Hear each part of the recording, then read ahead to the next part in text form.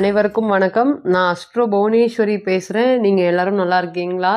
நம்ம இன்னைக்கு பார்க்க போகிறது துலா ராசி துலா லக்னத்துக்கு பார்த்தீங்கன்னா குரு பகவானுடைய வக்ர கிரக பெயர்ச்சி பலன்கள். அக்டோபர் மாதம் 9ஆம் தேதி குரு பகவான் வக்ரம் அடைகிறாரு. ராசிக்கு 8ல் இருக்கிற அவர் வக்ரம் அடைஞ்சா என்னங்க, வக்ரம் அடையலைன்னா என்னங்க, அவர் ராசிக்கு 8ல் போயிட்டாரு, அதுவே ஒரு கெடு பலன் தானுங்க அப்படின்னு நீங்கள் கலங்கிறது எனக்கு தெரியுது. எவ்வளோதான் முட்டி மோதினாலுமே ஒரு முன்னேற்றம் அப்படிங்கிறது இருந்தால் தானேங்க மனுஷனுக்கு ஒரு வாழ்க்கையில் ஒரு அடுத்த கட்டத்துக்கு போகும். என்ன பண்ணினாலும் அதே ஸ்டேஜில் இருக்கிறோம். நிறையா பார்த்தீங்கன்னா ராகு பகவானுடைய பயிற்சி, கேது பகவானுடைய பயிற்சி, சனி பகவானுடைய பயிற்சி வந்தாலுமே நான் நினைக்கிறது மட்டும் நடக்கவே மாட்டேங்குதுங்க. ஒன்றும் இல்லை, முன்னாடி வரான், ஒன்றுமே இல்லை, ஒரு பணம் இல்லை, சட்டுன்னு ஜெயிச்சுட்டு போகிறான். எனக்கு மட்டுமே அதே இடத்துல இருக்கிற மாதிரி ஒரு பலனாகவே இருக்குது அப்படின்னு நினச்சி நல்லா வருத்தப்பட்டுட்டு இருக்கிறீங்க. அதே போல் வாழ்க்கையே வாழ்கிறவன் நான் இல்லைங்க. ஏன்னா உங்களுக்கு எல்லாத்துக்குமே தெரியும், துலாத்தை பொறுத்த வரையும் இந்த ஜெய்ஜாண்டிக்கு அப்படிங்கிறதெல்லாம் எதுவுமே இல்லை. சாதாரணமாக வாழ்ந்தால் கூட இவங்களுடைய பார்த்து 4 பேர் கண்ணு கூசும். அந்த அளவுக்கு தான் இவனுக்கு என்னப்பா, இவன் ஏதோ ஒரு வழியில் சம்பாரிச்சுட்டு எப்படியோ இருக்கிறான், இவனுக்கு மனைவி கிட்ட இருந்து பணம் வருது, எதுவுமே மனைவி கிட்ட இருந்து டெய்லி உங்களுக்கு திட்டு தான் வருமே தவிர பணம் எதுவும் வராது. ஆனால் மற்றவங்க என்ன பேசிகிட்டு இருக்கிறானுங்கன்னா, இவனுக்கு அங்கிருந்து பணம் வருது, துபாயிலேருந்து பணம் வருது, இவனுக்கு என்ன வாழ்க்கையில் நல்லா கொடுத்து வச்சுவேன், போகிற துணி பற்றியா அது எல்லாமே பிராண்டடு, எல்லாம் வெளியூரில் போய் எடுத்துகிட்டு வரானுங்க, அந்த அளவுக்கு காசு செலவு பண்ணிட்டு இருக்கிறாங்க அப்படிங்கிற அளவுக்கு உங்களை வெளியே பில்டப் பண்ணியே ஒரு வாழ்க்கையை கொண்டு போயிட்டு இருக்கிறானுங்களா அப்படின்னு கேட்டிங்கன்னா கொண்டு போயிட்டு இருக்கிறாங்க. இந்த கம்பீரமாக நடந்தது எல்லாமே காலி ஆயிடுச்சு. அதாவது வெளியே பார்க்கறதுக்கு மட்டும்தான் ரொம்ப தைரியமாக தன்னம்பிக்கையோடு இருக்கீங்களே தவிர உள்ளே இருக்கக்கூடிய விஷயங்கள் ஒன்றுமே இல்லைங்க. இதுக்கு மேலே பார்த்தீங்கன்னா குரு பகவான் வந்தால் என்ன, குரு பகவான் மாறினா என்ன அப்படிங்கிற அளவுக்கு ஒரு வெறுமை ரொம்ப அதிகமாயிருச்சு. அந்த மாதிரி தான் இப்போ போயிட்டுருக்கா. சதா நேரமும் சிந்தனை. குரு பார்த்தீங்கன்னா வரும்போதே எதுவும் பண்ணல. அஷ்டமத்தில் இருக்க குரு என்னதான் எங்களை பண்ணிட போகிறாரு, ஏமாற்றி கொடுக்காம தான் தடுத்தார். ஏன்னா 8க்கு போனாவே ஏமாற்றம் தான். அப்போ வரவன் தான் நம்மளை ஏமாற்றிட்டு போகிறான் அப்படிங்கிற ஒரு சுச்சுவேஷனு. அதே போல் இதெல்லாம் தெரிஞ்சு பண்ணுனா கூட பரவாயில்லைங்க, தெரியாமல் நடந்துட்டா கூட பரவாயில்ல. 10 வருஷமா 20 வருஷமா இருக்கிறவன் அவனெல்லாம் என்னை ஏமாத்திட்டு போயிடறானுங்க. திடீர்னு வரானுங்க, ஒரு 50 ரூபா கொடு, 100 ரூபா கொடுன்னு பணத்தை வாங்கிட்டு போயிடறான். கூட இருக்கக்கூடிய தம்பி, அதாவது பக்கத்துலேயே இருக்கிறான், வீட்லேயே இருக்கிறான், நான் ஆஸ்பத்திரியில் இருக்கேன், எனக்கு பணம் ஒரு 500 ரூபா கொடுன்னு வாங்கிட்டு போயிடறானுங்க. வாங்கிட்டு போயிட்டு அந்த பக்கம் போய் கார் கடையில் நின்று ஹோட்டலில் சாப்பிட்றானுங்க. இப்படி ஒரு பக்கமும் என்னை ஏமாத்திட்டே இருக்கிறாங்க எல்லாருமே. அப்படின்னா கண்டிப்பாக அங்கே துலாம் இருக்கும். ஏன்னு கேட்டிங்கன்னா துலாத்தை பொறுத்தவரை நம்மளை மாதிரியே எல்லாருமே நல்லவங்களா இருப்பாங்க, பாவம் அப்படின்னு நீங்கள் பணம் கொடுத்துருப்பீங்க. அது பணம் இல்லைனாலும் பரவாயில்ல, மெயின் பேலன்ஸ்ல இருந்தாவது எடுத்து கொடுத்துருப்பீங்க. ஆனால் ஏமாற்றம் என்னென்ன வழியில் வருதோ அந்த வழியிலலாம் வந்துட்டு இருக்குது. அப்படிதான் போயிட்டு இருக்கு வாழ்க்கையில.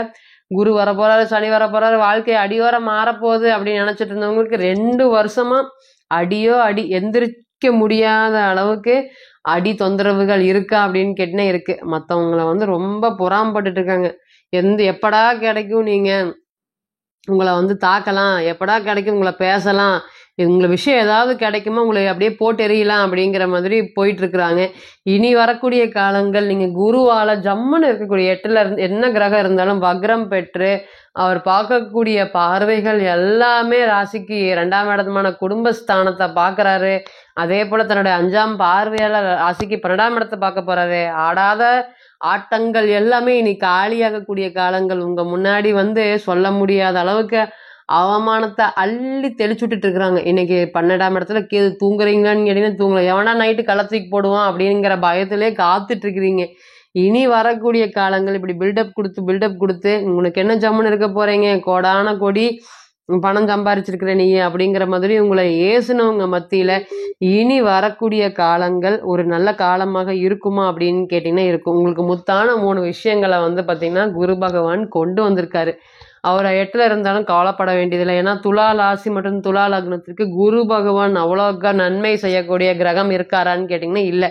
எப்படி ராகு கேது அதுக்கு இணையான பலன்களை கேட்பார். என்ன, அவங்கெல்லாம் குத்தும் போது நமக்கு வலிக்கும், அழுகாச்சு வரும். குரு பார்த்தீங்கன்னா சிரிக்க வச்சு குத்துவார். அந்த அளவுக்கு தான் வித்தியாசமா அப்படின்னு கேட்டிங்கன்னா இருக்கு. அதாவது நான் மற்றவங்களுக்கு செலவு பண்ணுறேன், எதுக்கு இவங்களுக்குலாம் செலவாகுதுன்னு அழுதுகிட்டே பண்ணுறேன், ஆனால் என்னுடைய கூட பிறந்த தங்கச்சி அக்காவுக்கு பண்ணுறேன், சந்தோஷப்பட்டு இந்த கடன்லாம் எப்போ அடைக்க போகிறனோ, இவங்கெல்லாம் கல்யாணம் பண்ணி அப்படின்னு அழுதுகிட்டே பண்ணுறேன் அப்படிங்கிற அளவுக்கு இதுதான் வித்தியாசமா அப்படின்னு கேட்டிங்கன்னா வித்தியாசம். ஆக மொத்தம் இவங்க எல்லாருமே உங்களுக்கு ஒன்று தான் பண்ணிட்டு இருக்கிறாங்களா அப்படின்னு கேட்டிங்கன்னா பண்ணிட்டு இருக்காங்க. அது கொடுக்கக்கூடிய இடத்துல விதத்துல குருவும் ராகுவும் சனீஸ்வர பகவானும் மாறி மாறி இருக்காங்க. இது மட்டும் தாங்க விஷயம். இது மட்டும் நீங்க புரிஞ்சுக்கிட்டீங்கன்னா போதும்.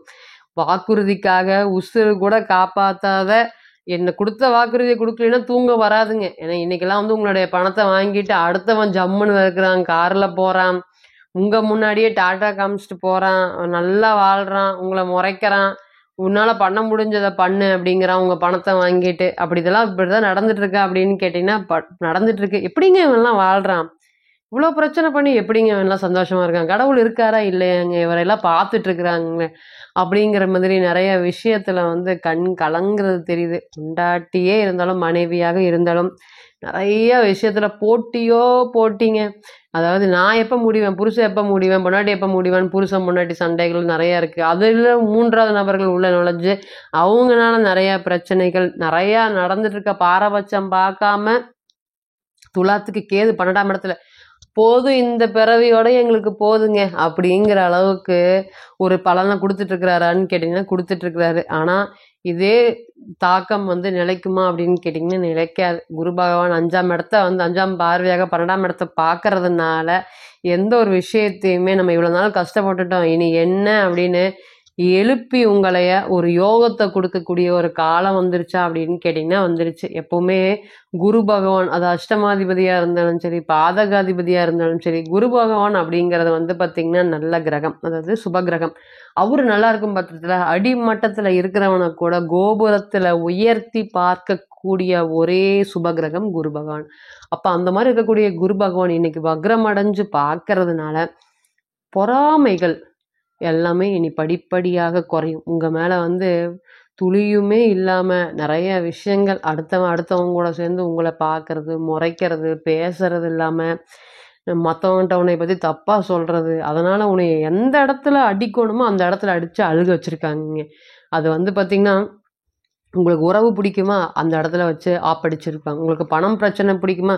அந்த பணத்த குடுக்க முடியாம வாங்குனவன் எவனுமே குடுத்துருக்க மாட்டான். உன்னால பண்ண முடிஞ்சத பண்ணிக்க அப்படிம்பாங்க. உங்க முன்னாடி சந்தோஷமா சிரிச்சுட்டு வாழ்ந்துட்டு போயிட்டே இருப்பான்.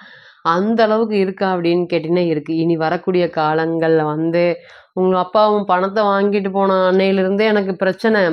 உன் பணம் எனக்கு வேண்டாம்ப்பா. உன்னோட பணத்த வாங்கிட்டு போனது என்னோட குடும்பத்துல உடம்பு சரியாம ஆகுது. ஏதாவது ஒரு பிரச்சனை வந்துட்டு இருக்கு. இந்த உன்னுடைய படத்த நீயே வச்சுக்கோ அப்படின்னு சொல்லிருவாங்க. 2வது நெறைய விஷயங்கள் வந்து தடை தாமதத்தோடயே நடக்குதுங்க. இப்ப நான் போறேங்க அந்த இடத்துல வந்து நான் போனாவே நான் இன்னைக்கு சாப்பிடலான்னு போறேன். அந்த கடைய இன்னைக்கு க்ளோஸ் பண்ணிருவாங்க. அந்த அளவுக்கு ஒரு தடை தாமதம் எல்லாமே இருக்கு. இனி வரக்கூடிய காலங்கள் அது எல்லாமே மாறுமா அப்படின்னு கேட்டிங்கன்னா மாறும்.